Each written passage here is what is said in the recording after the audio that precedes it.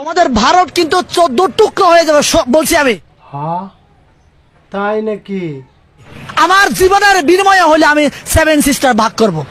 অবশ্যই তোমার তো জীবন দেওয়াই লাগবে, কারণ ভারত যুদ্ধ করতে তোমার জীবন দেওয়া লাগবে না। ভারত খালি তার তলারটা দেখলে একবার মুইতে দিব, তুঙ্গ জীবন এমনি চলে যাইব।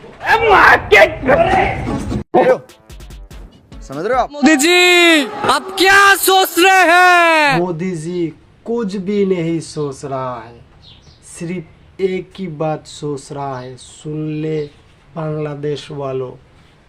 मोदी जी यही सोच रहा है कि बांग्लादेश की किस कोने में मैं मूत्र विसर्जन करूं।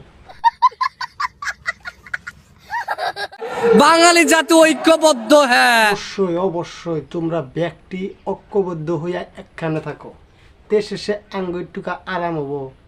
একবারে মুইতে দিলে তোমরা একবারে ব্যক্তি উইরা যাইবে।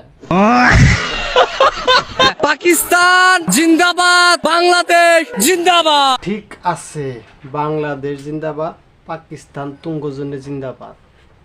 তার মধ্যে আমি একটা কথা কই, তুমি মধ্যে শুধা কি রে বেড়া, ও মানে হইলো গিয়া তুমি একটা খাঙ্কির ছেলে।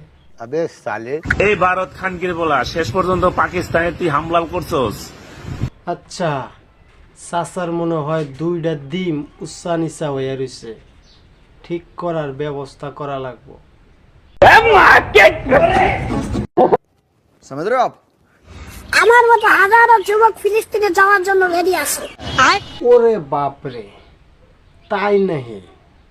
তো বাচ্চা তুমি ফিলিস্তিনে যাইয়া করবাটা কি? ইসরায়েলে যদি তলের ডাদে একটা বাড়ি দেয়, তুমি তো বাংলাদেশ ছেড়ে ডাইরেক্ট পাকিস্তানে যাইয়া পড়বা। মাননীয় ডক্টর ইউনূস, আপনি ভিসার অনুমতি দেন। না, ভিসা লাগবো না, একটা উপায় আছে। তগো ইউনূস সাহেব যদি ফিলিস্তিনে যায়, তরে ওর পাঞ্জাবির পকড়ে বইরে দিয়ে দিমনি, তোর আর ভিসার দরকার নাই। আমেরিকার রাশিয়া বা চীনের মিসাইল মনে করে ভুল করবেন না, এটা বাংলাদেশের মিসাইল। তাই নাহি? এটা বাংলাদেশের মিসাইল। যেখানে যাবে জ্বর তুলে দেবে। দেখিস ভাই, আবার জানি তগো মিসাইল তগো পিছন দিয়ে আয়না ঢুকে না যায়। তো গাইস, এমন রোজ ভিডিও দিলে আপনারা ভালোই সাপোর্ট করেন দেখতেছি, এমনকি পরবর্তীতে এমন রোজ ভিডিও আরও আইব। আমার চ্যানেলটা আপনারা সাবস্ক্রাইব করে রাখবেন, এমনকি ছোট্ট করে একটা লাইক করে দেবেন। থাকেন, আসসালামু আলাইকুম।